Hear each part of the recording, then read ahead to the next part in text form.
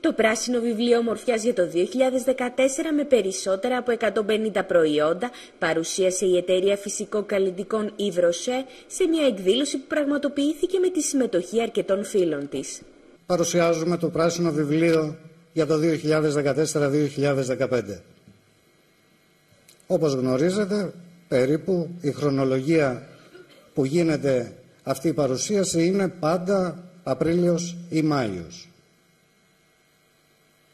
Ένα καινούριο βιβλίο, το οποίο, όπως είπε και η συνάδελφος και συνεργάτη μου, κυρία Πάλη, είναι πάρα πολύ κομψό, πάρα πολύ περιεκτικό, αλλά πάνω απ' όλα το πιο σημαντικό είναι ότι σε εποχές όπως είναι αυτές που διανύουμε, η Θεορός μαζί με τον συνεργάτη της, τον προμηθευτή της, τον Yves Rocher, πήρανε μια γενναία απόφαση να μειώσουν τις τιμές.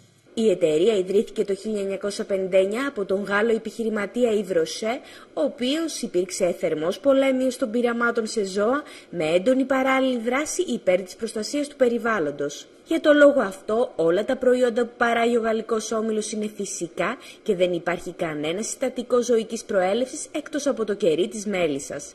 Σήμερα ο όμιλος δραστηριοποιείται σε περισσότερες από 88 χώρες συμπεριλαμβανομένης και της Ελλάδας, με τις αιτήσεις πωλήσεις του να ανέρχονται περίπου στα 2 δισεκατομμύρια ευρώ, ενώ παράλληλα αποσχολεί 13.500 εργαζόμενους.